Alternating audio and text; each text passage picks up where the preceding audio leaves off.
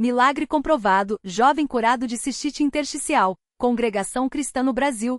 Era uma tarde de sábado, o sol ainda brilhava forte sobre a pequena cidade do interior de São Paulo, mas dentro da casa simples de madeira, coberta de telhas de barro, o clima era de preocupação. O irmão Carlos, um jovem de 23 anos, membro fiel da Congregação Cristã no Brasil, estava deitado em sua cama, com o rosto contraído de dor. Há mais de um ano, ele lutava contra uma enfermidade que os médicos chamavam de cistite intersticial, uma inflamação crônica e dolorosa na bexiga que não tinha cura conhecida. Os remédios aliviavam por algumas horas, mas a dor sempre voltava, pior a cada dia. A família já havia gasto tudo o que tinha em consultas, exames e tratamentos, mas nada adiantava. A esperança começava a se esgotar, e o desânimo tomava conta do coração de todos. A doença havia começado de forma súbita. Carlos lembrava bem daquele dia. Depois de um longo período de trabalho na roça, ajudando o pai na colheita, sentiu um ardor ao urinar. Pensou que fosse uma infecção comum, tomou os remédios que o médico da cidade receitou, mas a dor não passava. Com o tempo, o incômodo se tornou insuportável. Era como se alguém estivesse rasgando por dentro sua bexiga com facas quentes. Às vezes a dor era tão forte que ele caía de joelhos, suando frio, sem conseguir sequer se levantar. Os médicos falavam em síndrome da bexiga dolorosa, explicavam que era uma doença rara, de causa desconhecida, e que ele teria que aprender a conviver com ela pelo resto da vida. As palavras ecoavam em sua mente como uma sentença: não há cura. A mãe, Irmã Maria, era uma mulher de fé inabalável. Todas as noites, depois do culto na congregação, ela se ajoelhava ao lado da cama do filho e orava com lágrimas nos olhos. Senhor, o Senhor sabe que este menino te serve de todo o coração. Ele nunca deixou de ir aos cultos, nunca deixou de buscar a tua face. Por que, Senhor? Por que esta dor tão grande? As orações eram longas, cheias de súplicas, mas a resposta não vinha. Os irmãos da congregação também intercediam por ele, impunham as mãos, mas a enfermidade persistia. Alguns até murmuravam sem maldade, mas com desconhecimento: será que tem algo errado na vida dele? Será que Deus está provando a fé da família?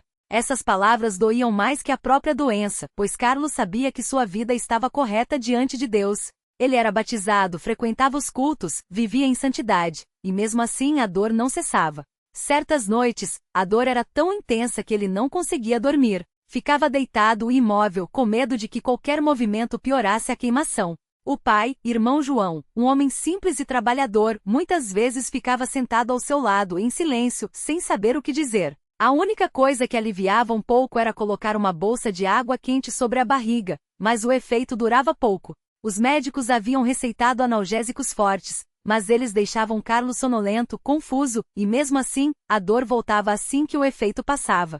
Ele chegava a pensar: será que Deus me abandonou? Será que eu não tenho fé suficiente? Esses pensamentos o atormentavam, mas ele os afastava com orações, pedindo forças para não desanimar.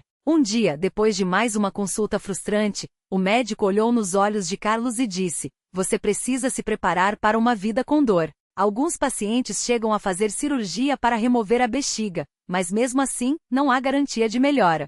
Aquelas palavras foram como um golpe no peito. Como um jovem de 23 anos poderia viver assim? Como trabalharia, como serviria a Deus, como teria uma família no futuro? A desesperança começou a se instalar, mas a mãe, com sua fé firme, segurou sua mão e disse: filho, Deus não nos abandonou. Ele tem um propósito nisso tudo. Vamos continuar orando, porque o Senhor ouve os seus filhos. Naquela noite, durante o culto na congregação, o irmão que presidia leu as palavras do Senhor Jesus: vinde a mim, todos os que estáis cansados e oprimidos, e eu vos aliviarei. Aquelas palavras penetraram fundo no coração de Carlos. Ele sentiu uma chama de esperança acender dentro de si. Depois do culto, ele se ajoelhou no banco, sozinho, e derramou sua alma diante de Deus. Senhor, eu não aguento mais. Se for da tua vontade, me cura. Mas se não for, me dá forças para suportar. Só não me deixes desanimar, não me deixes duvidar do teu amor. As lágrimas caíam sem parar, e ele sentiu uma paz estranha, como se uma mão invisível estivesse segurando seu coração. Nos dias seguintes, a dor continuou, mas algo havia mudado dentro dele. Ele começou a ler a Bíblia com mais fervor, a buscar a Deus de madrugada, a jejuar e orar. Não era uma busca por cura, mas por intimidade com o Pai. Ele queria sentir que, mesmo na dor, Deus estava com ele. E foi assim que, numa manhã de domingo, algo inesperado aconteceu. Ele havia acordado com a dor mais forte que nunca. Mal conseguia se levantar da cama. A mãe, vendo seu sofrimento, disse: "Hoje não vamos ao culto, filho. Você precisa descansar." Mas Carlos, com esforço, respondeu: "Não, mãe. Eu vou. Mesmo que seja deitado no banco, eu quero estar na casa do Senhor." Com a ajuda do pai, ele se arrastou até o carro e foi levado à congregação. Durante o culto, enquanto os irmãos cantavam os hinos, ele ficou deitado no banco dos fundos, com as mãos postas, orando em silêncio. De repente, durante a oração final, ele sentiu algo estranho. A dor começou a diminuir. Não era o alívio passageiro dos remédios, era diferente. Era como se uma mão quente estivesse passando sobre seu ventre, e a queimação fosse sendo apagada. Ele ficou quieto, com medo de se mover, pensando que poderia ser imaginação. Mas a dor não voltava. Depois do culto, quando se levantou, percebeu que conseguia andar sem sentir aquele corte interno. Cauteloso, foi ao banheiro, e pela primeira vez em mais de um ano, urinou sem dor, sem ardor, sem sangue, sem nenhum incômodo. Ele saiu do banheiro tremendo, com os olhos cheios d'água. A mãe, ao vê-lo, percebeu que algo havia acontecido. "Filho, o que foi?" Ele abraçou ela e chorou. "Mãe, a dor foi embora. Completamente." Nos dias que se seguiram, Carlos continuou sem sentir nenhuma dor. Os pais, cheios de temor e tremor, não falavam muito sobre isso, com medo de que fosse algo passageiro. Mas uma semana se passou, depois duas, um mês, e nada. Ele voltou ao médico, que ficou espantado. "Isso não é possível. Cistite intersticial não some assim, do nada." Fez novos exames, e tudo estava normal. A bexiga, antes inflamada e cheia de úlceras, estava completamente sadia. O médico, sem explicação, apenas balançou a cabeça. "É um milagre." Quando Carlos voltou para a congregação no domingo seguinte, os irmãos notaram a mudança. Ele estava sorrindo, andando ereto, sem aquelas expressões de dor no rosto. Depois do culto, ele se levantou e, com voz trêmula de emoção, deu seu testemunho.